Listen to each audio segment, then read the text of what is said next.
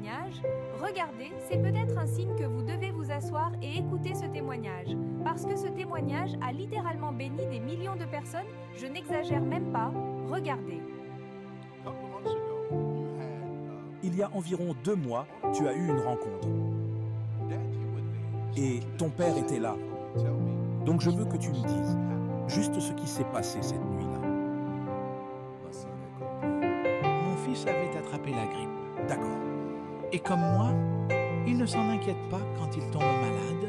Il essaie juste de passer outre, mais c'était plus grave qu'il ne le pensait.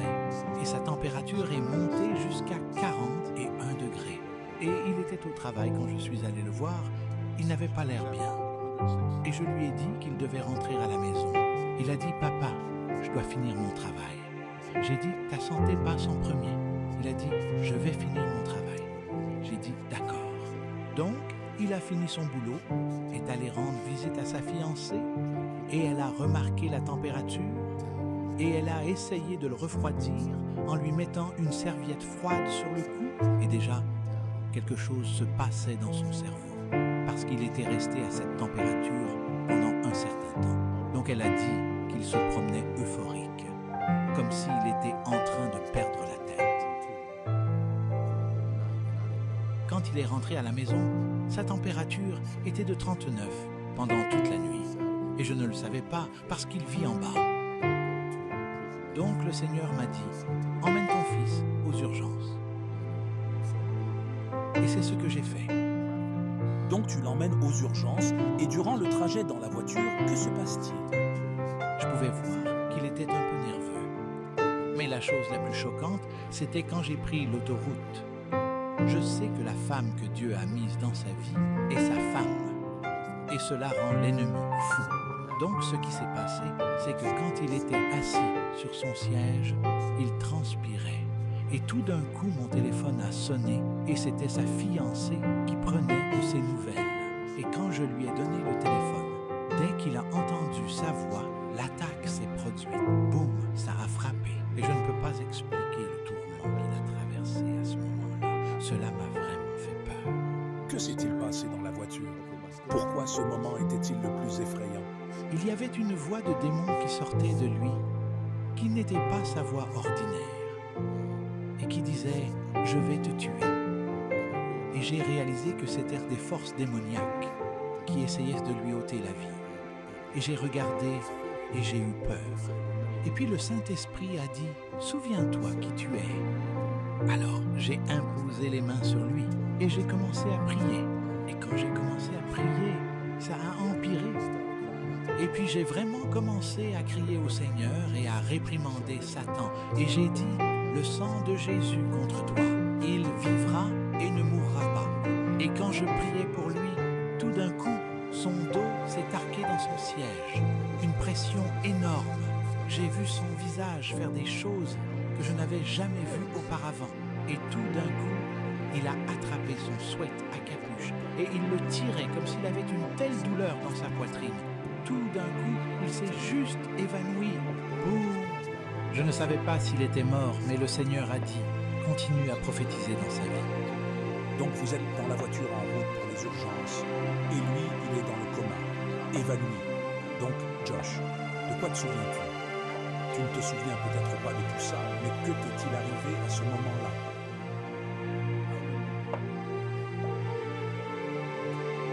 Je me souviens être dans un endroit de tourment dont il parle, mais je ne me souviens pas de mon état physique. Je ne me souviens de rien de ce qui se passait dans la voiture.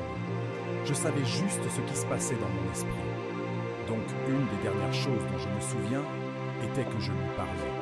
Puis, boum. Tout d'un coup, je suis entré comme dans un état de tourment. Et c'est une des dernières choses dont je me souviens clairement. Je ne me souviens pas de lui. Je sais juste ce que je traversais intérieurement. D'accord. As-tu quitté ton corps? Dis-moi ce qui s'est passé, ce que papa ne pouvait pas voir.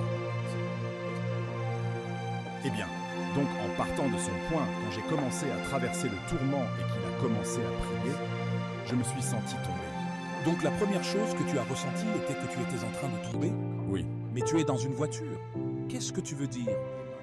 Dans mon esprit, Je suis allé dans un endroit où je peux voir mon corps qui tombe, vraiment avec mes propres yeux. Je peux voir ce que je vois, mais je ne peux pas réagir.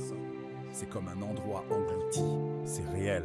Je sais que les gens peuvent dire que c'est juste un film, mais c'est réel, c'est vrai.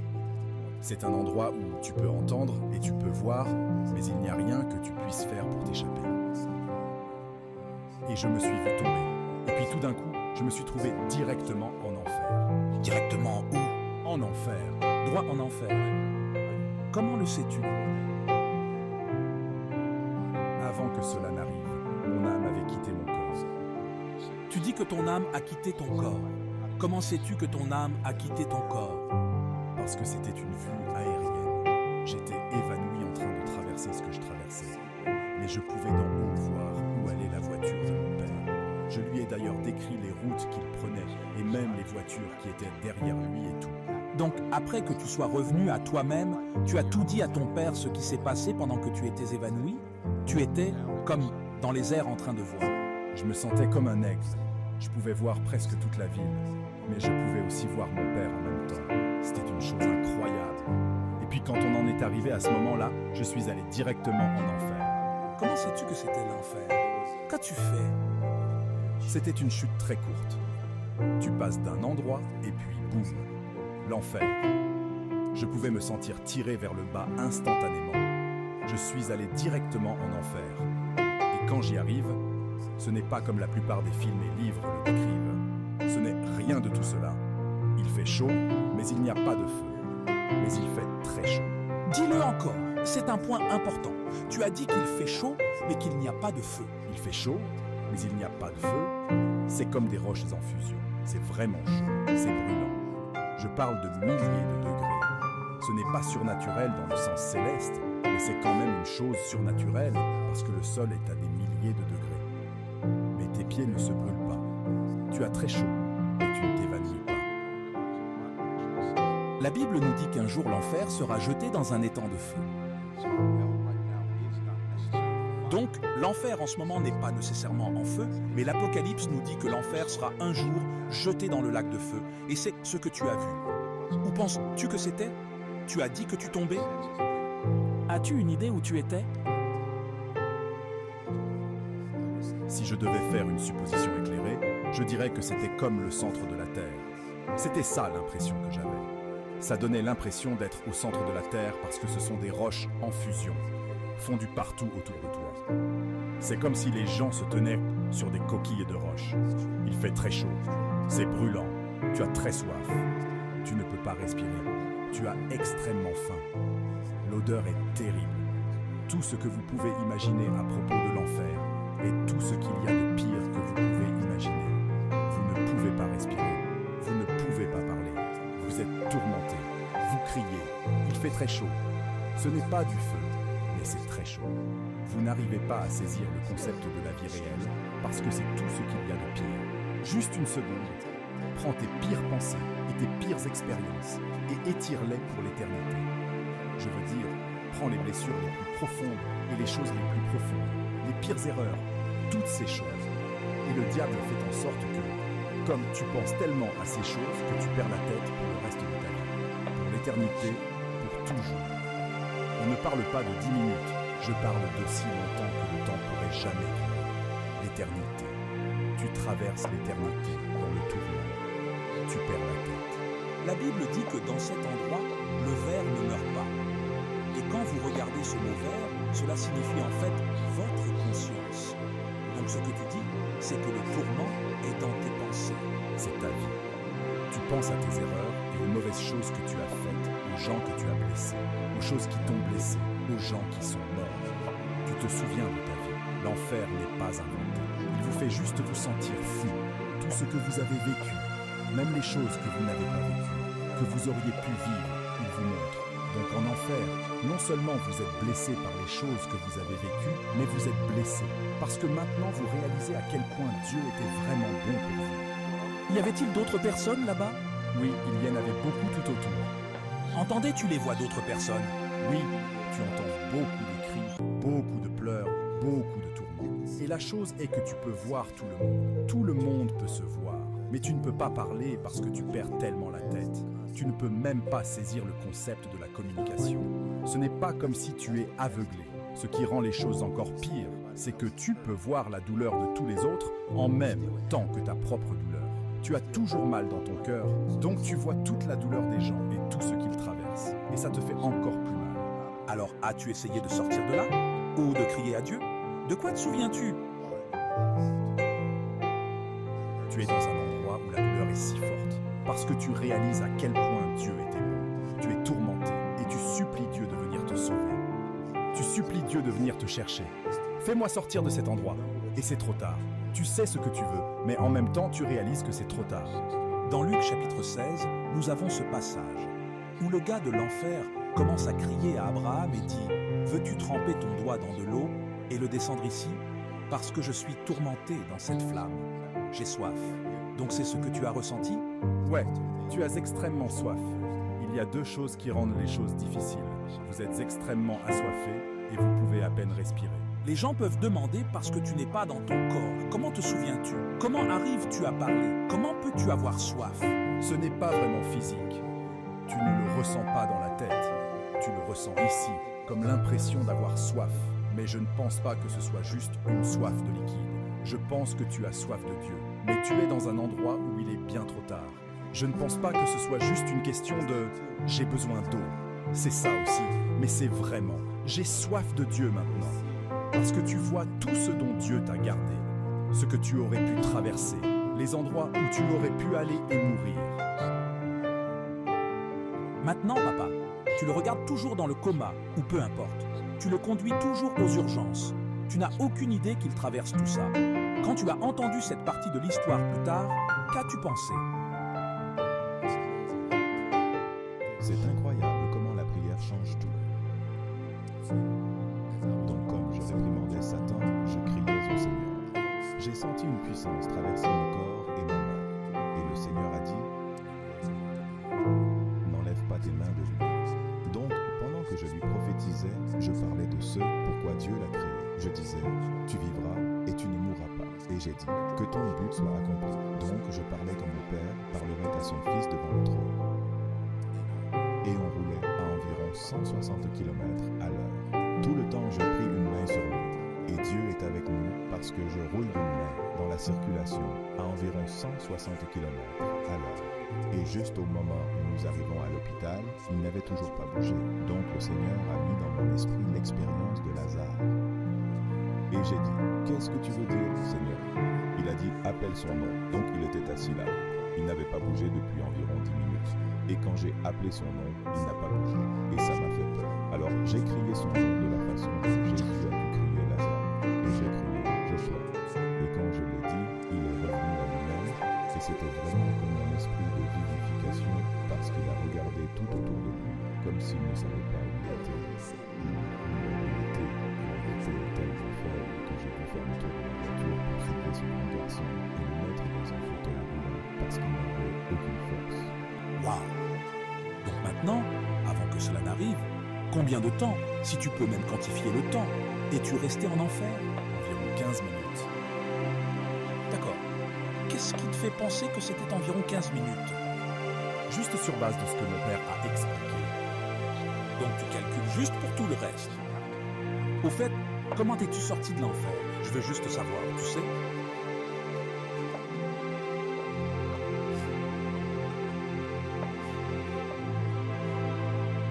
Bonne question, monsieur.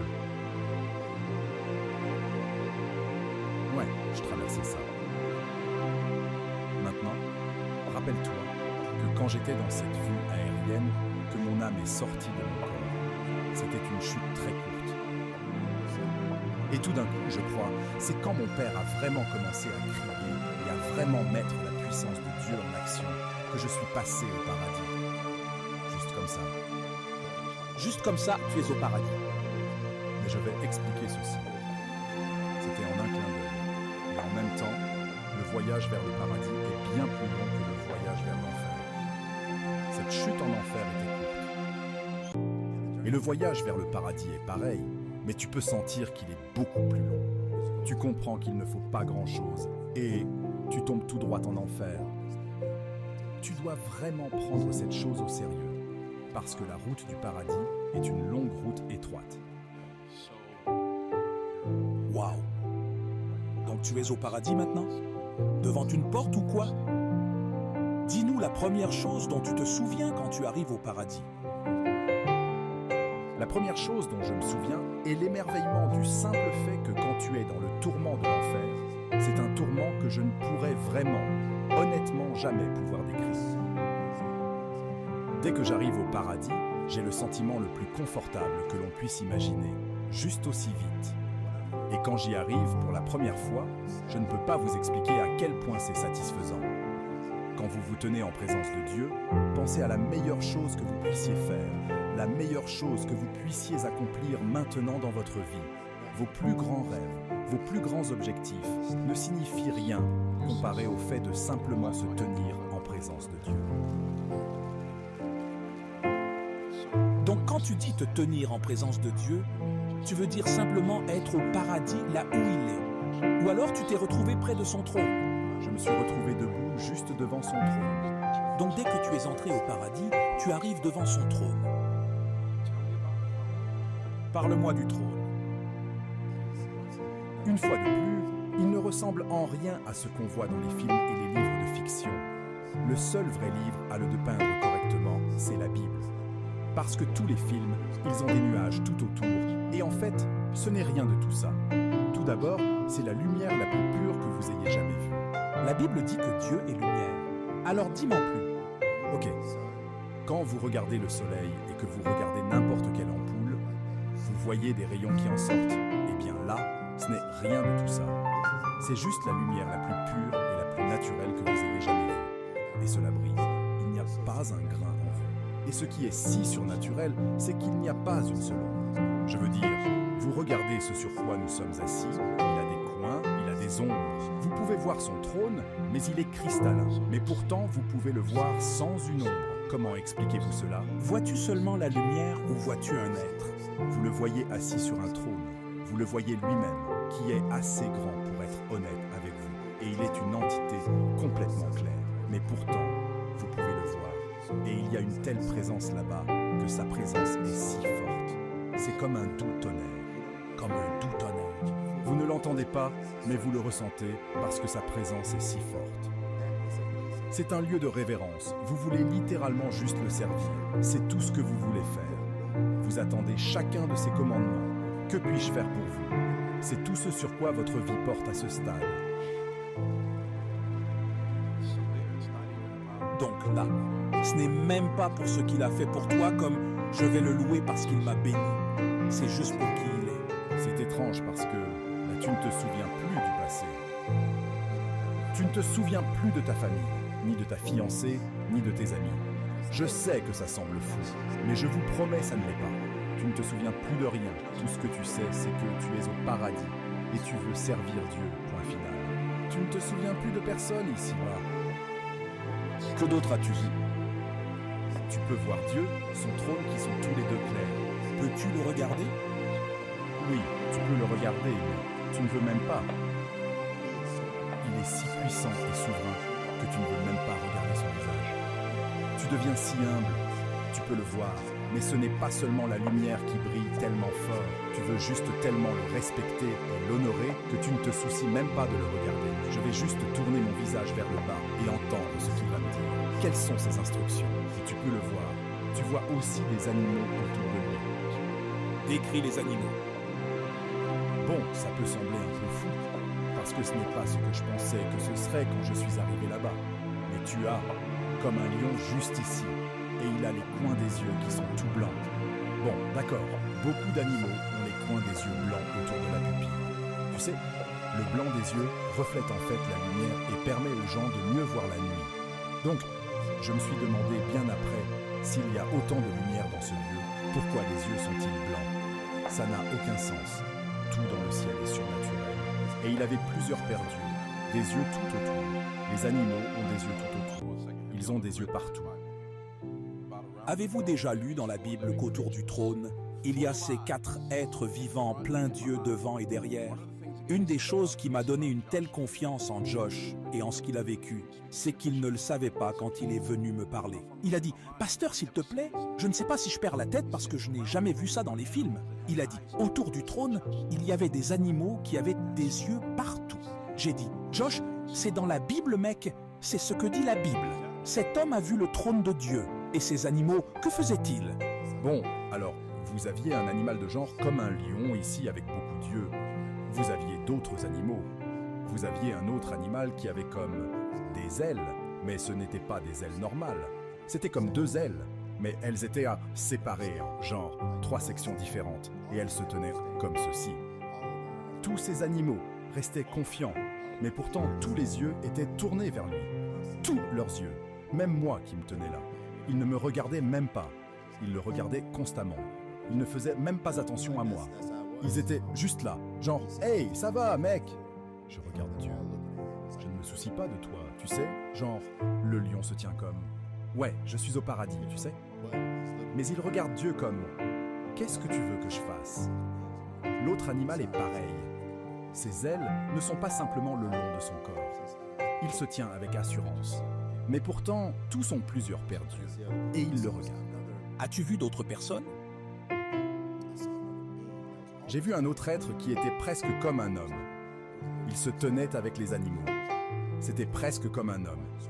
Mais je n'arrive pas à décrire à quoi il ressemblait vraiment. Donc, la chose principale qui te soit arrivée, c'est ce sentiment. Donc le sentiment d'être là est au-delà de la satisfaction. Je veux dire, vous êtes là à ne rien faire du tout. J'étais là à ne rien faire. Et j'ai eu le sentiment le plus complet d'accomplissement et de satisfaction que tout ce que je peux imaginer faire ici.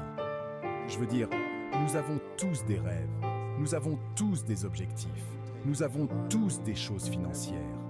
Vous prenez le fait de gagner à la loterie tout ce que vous voulez, tout ce qui vous vient à l'esprit, la meilleure chose à laquelle vous pouvez penser n'est rien. Ce n'est rien comparé au simple fait d'être là.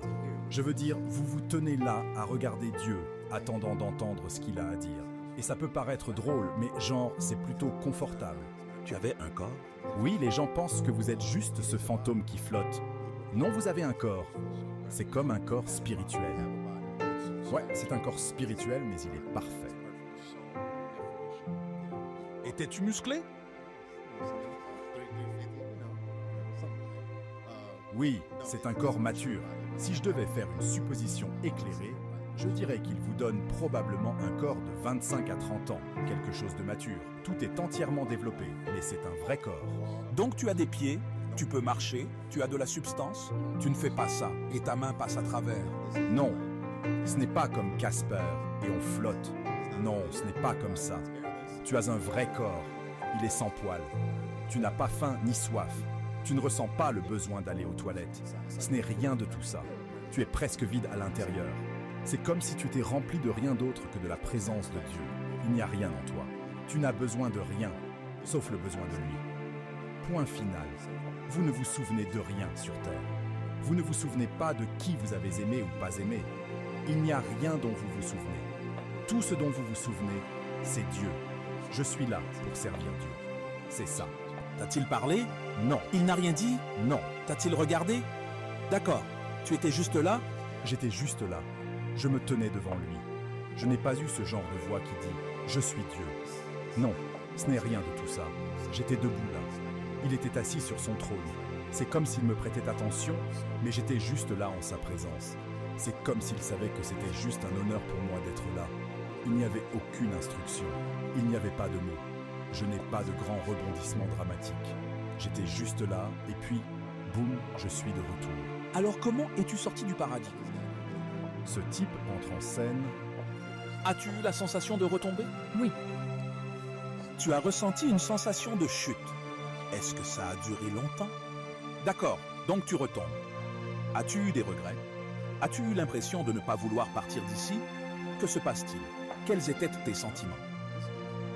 Tu sais, moi étant jeune, ça va avoir l'air foiré.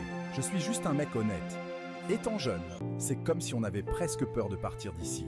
Les gens sont tellement pris par qui nous aimons et nos amitiés et notre loyauté envers les gens et ce qui nous fait nous sentir bien que certains d'entre nous ont peur de mourir.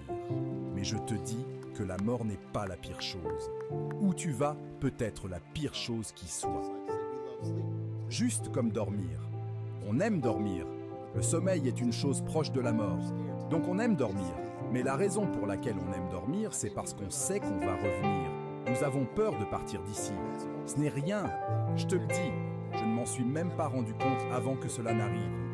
Être ici dans les meilleurs moments n'est rien comparé à être là-haut avec Dieu. Je te le dis, il n'y a rien de mieux que tu puisses imaginer. Quand je suis revenu ici, j'étais en colère. Je suis sérieux, j'étais en colère. Quand je suis revenu ici, cet endroit ici sent plus mauvais que vous ne le pensez. L'air est plus épais que vous ne le pensez. Les lumières sont plus tamisées que vous ne pouvez l'imaginer. Je veux dire, cette lumière est brillante, mais ce n'est rien, vous savez. Parce que quand je suis revenu du paradis, j'avais chaud, j'étais fatigué, je ne pouvais pas respirer. J'étais faible parce que bien que c'était une expérience spirituelle, j'avais l'impression que mon corps devait se réacclimater à la terre. Et pourtant, je suis ici depuis toute ma vie. Comment cette expérience a-t-elle changé ta vie? Ça m'a fait prendre tout beaucoup plus au sérieux. Je veux dire, j'avais une marche avec Dieu. Mon père m'a bien élevé. Je parle aux gens tout le temps de Dieu et j'essaie vraiment de changer la vie des gens. Comprenez que vous pouvez aller à l'église tous les jours et quand même vous retrouver en enfer. C'est la triste vérité. Il y a des gens qui, vous savez, vont le lundi à la répétition de la chorale, le dimanche à l'église, puis au service du soir, et puis le lundi, ils prient pendant 7 heures. C'est cool, mais tu peux te retrouver en enfer. C'est une véritable façon de vivre. Ce n'est pas une religion. Tout le monde, oh, tu es religieux? Je ne suis pas religieux, mec. Je suis un enfant de Dieu, point final. Ce n'est pas un acte, pas un rituel. Donc revenir de ça, je veux dire, d'après mon expérience personnelle, c'est un miracle. Du point de vue du médecin, j'ai eu un accident vasculaire cérébral, une crise cardiaque et une crise d'épilepsie. Tu as juste 25 ans?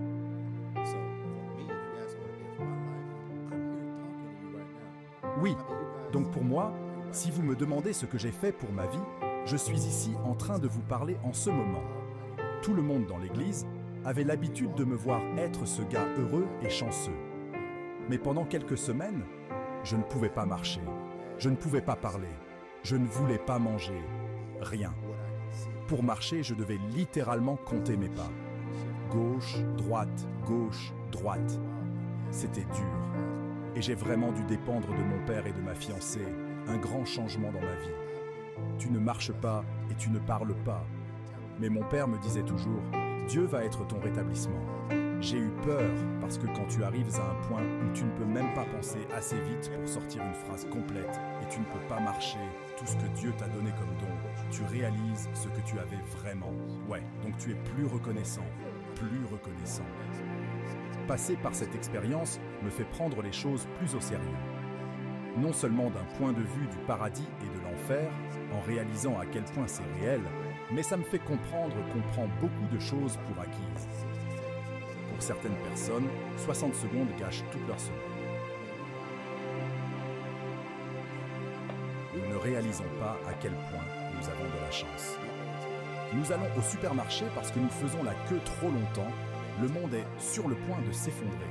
Nous prenons beaucoup de ces choses pour acquises et ne réalisons pas à quel point la vie éternelle est réelle par la suite. Je veux dire, c'est réel. Ce n'est même pas un jeu. Quand je suis revenu ici, j'ai réalisé que je devais vraiment mettre de l'ordre dans tout ça. Je veux dire, la dîme et les offrandes et toutes ces choses. L'obéissance, c'est une chose que j'apprends en ce moment. Après cette expérience, si je devais retenir une chose, c'est l'obéissance. Parce que quand tu es là-haut, tout ce que tu es, c'est obéissant. Que puis-je faire? Si je ne fais rien, je me tiens ici et ne bouge pas un muscle jusqu'à ce que Dieu tu me dises de le faire. Mais ici, nous prenons nos propres libertés. Nous avons un sentiment de droit. Nous avons l'impression qu'on nous doit quelque chose. On ne nous doit rien. Dieu ne nous doit rien. Nous lui devons tout. C'est tout à propos de lui, n'est-ce pas? Pourquoi penses-tu que cela t'est arrivé? Tu y as déjà pensé?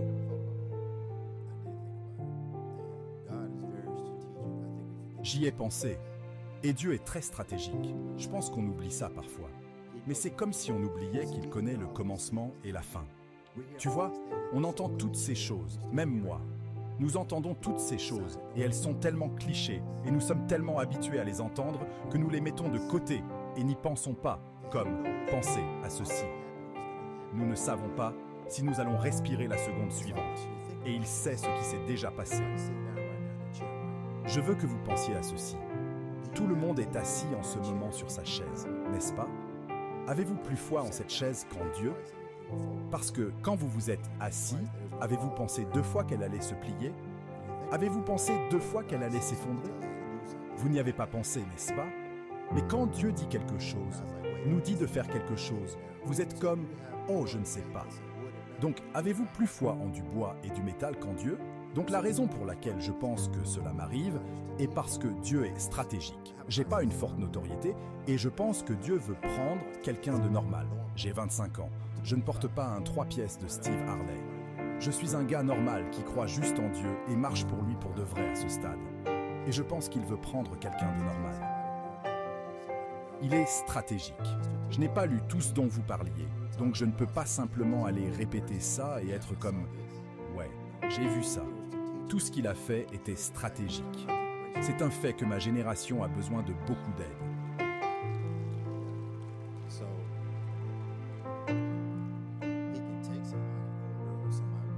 Donc il aurait pu prendre quelqu'un de plus âgé ou quelqu'un avec de la sagesse, mais quand il prend quelqu'un de plus jeune et change sa vie comme ça, vous ne pouvez pas vous empêcher de savoir et comprendre que c'est réel.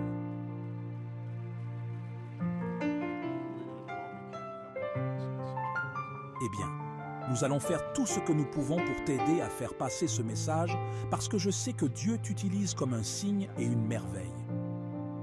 Et papa, je suis curieux de savoir ce que tu penses qu'il soit arrivé à Josh. Tu penses qu'il est réellement mort?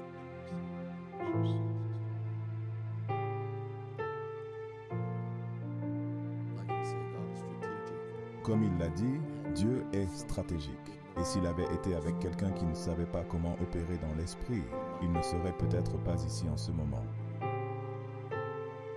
Donc tu crois vraiment que ta foi a pu le ramener vers Dieu?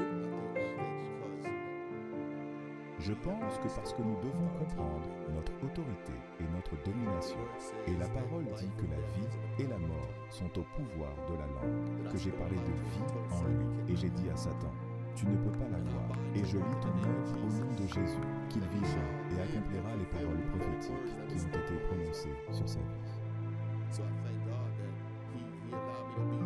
Donc je remercie Dieu de m'avoir permis d'être là, d'être capable de gérer la situation. Pas seulement parce que je suis un père, mais parce que je comprends la dimension spirituelle que sa vie peut être préservée. Waouh! Amen. Amen. Remercions Dieu pour un Père pieux. Oh, alléluia. Parents, n'arrêtez pas de prier, n'arrêtez pas de croire, n'arrêtez pas de décréter, n'arrêtez pas de déclarer. N'arrêtez pas de prophétiser sur vos enfants. N'arrêtez pas, n'arrêtez pas. Le diable ne peut pas les avoir. Je me fiche s'ils vont jusqu'en enfer. Ne les laissez pas là-bas. Ramenez-les d'où Dieu veut qu'ils soient. Il y a une destinée dans votre bouche. Il y a une destinée dans votre vie. Et voici un signe et une merveille qui nous le montrent. Alléluia.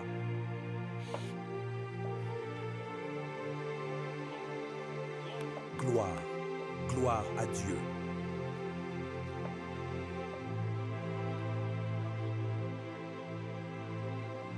Josh, là, il y a des jeunes qui vont voir cette vidéo.